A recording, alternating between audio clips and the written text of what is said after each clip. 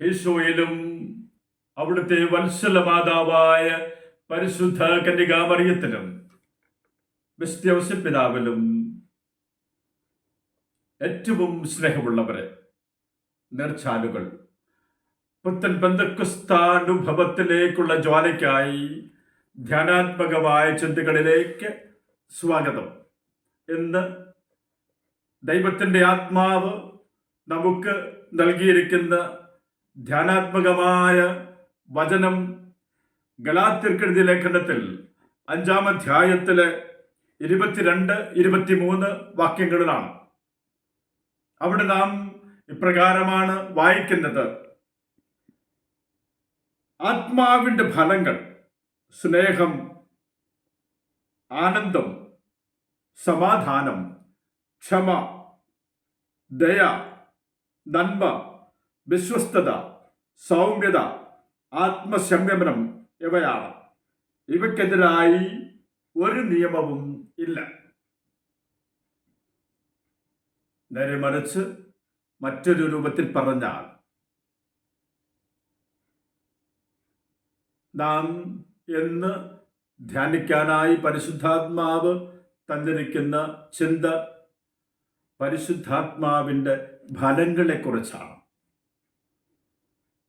എൻ്റെ ജീവിതം പരിശുദ്ധാത്മാവിൻ്റെ ഫലങ്ങൾ നിർഗളിക്കുന്ന ഒരു വ്യക്തിത്വമായി മാറണം. എൻ്റെ ഉള്ളിൽ പരിശുദ്ധാത്മാവ് ജ്വലിച്ചാൽ ഞാൻ സ്നേഹമുള്ളവനായിരിക്കും,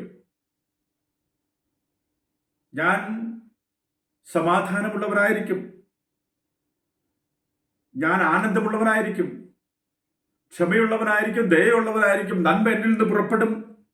വിശ്വസ്തത, സൗമ്യത, ആത്മസംയമനം എന്നിൽ നിന്ന് പുറപ്പെടും.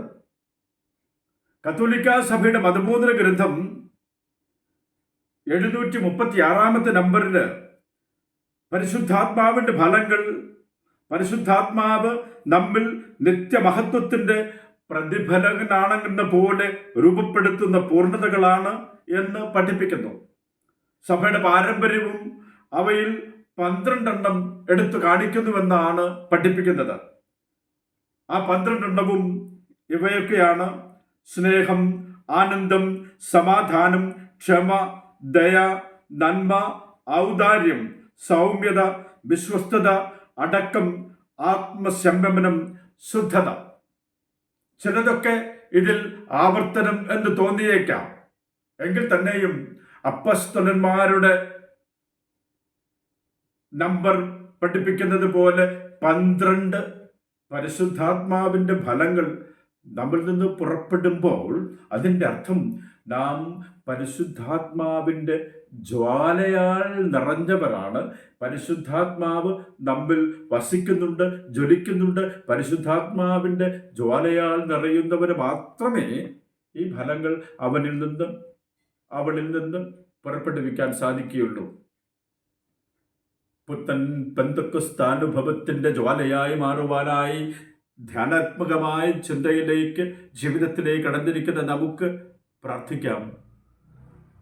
മാമോദീസായിലൂടെ എന്നിൽ വാസം ആരംഭിച്ച് സ്ഥൈര്യലേപനത്തിലൂടെ എന്നിൽ നിന്ന് ആ മാമോദീസാന്റെ പരിശുദ്ധാത്മാവിൻ്റെ ജ്വാലയായി മാറുവാൻ ആരംഭിച്ച പരിശുദ്ധാത്മാവെ, അവിടുത്തെ ജ്വാല എന്നിൽ നിന്ന് അങ്ങയുടെ ഫലങ്ങൾ പുറപ്പെടുവിക്കുന്നതാക്കി മാറ്റണമേ.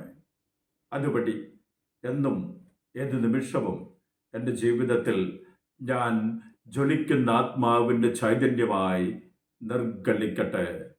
ആമേൻ. പാവനാത്മാവേ നീ വരേണമേ മാനസ